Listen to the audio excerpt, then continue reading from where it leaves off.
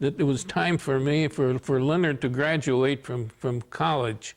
So when he graduated, I was all available, and both of us went in, and we immediately went together and decided we wanted to go into business ourselves.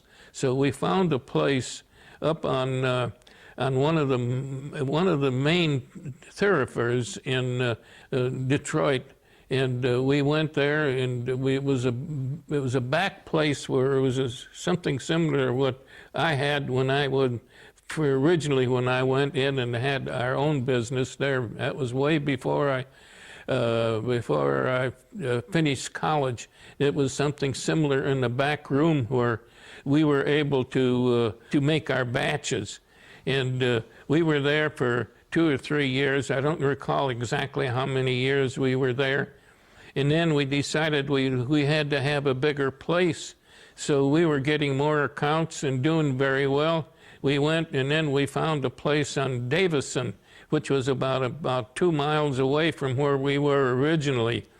And we rented a building. That was what it was, as a building. And we were able to go there, and we had our bottler there, and it so happened that someone was going out of business, and they had what they call a soaker. That's a washing machine.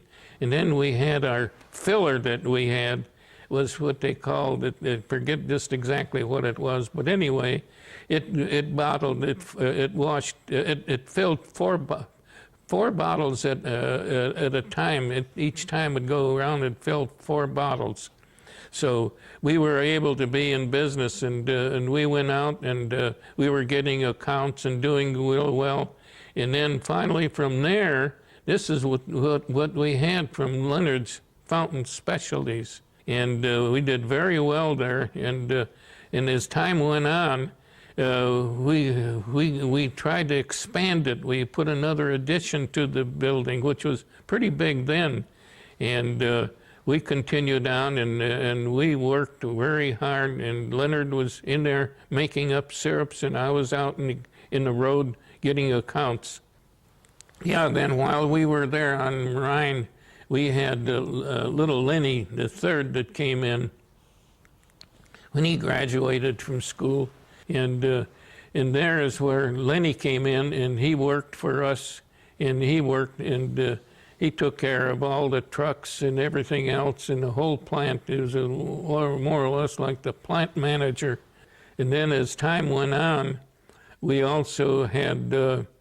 We also did very well. We added another section to the building that we had on Rhine Road, and we got to the point that we said that, hey, this is getting to be a little too heavy for us.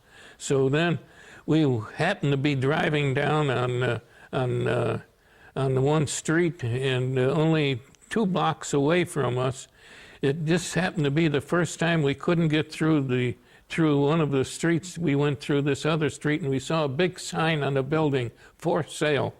Hey, we saw the sign as a big place, and we went and we got hold of the broker on it, and we found that we were buying a building, a big building. It was a big building, and it was incorporated with another building alongside of us, along the railroad tracks. But anyway, we went, and we didn't work through the broker. We went and we called, and we found out that they wanted to sell it. So we had them, and they were in Chicago, an outfit in Chicago.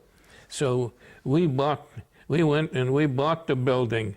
After going back there and back and forth, and we offered them a price, and they accepted it. So we got a big building, and there again we had to go through the same thing we did on Rhine, refurbishing it and doing a lot of work, and finally we got that building taken care of. So that was another big move that we made. In the meantime, we were getting bigger as long as we were going along and doing and getting more big accounts and so forth. So we did very well there also. we were very, very happy with everything that we had. It was a difficult time because everything we had, I mean, you know, it wasn't that we had money or anything, but we worked for what we had. And that's it.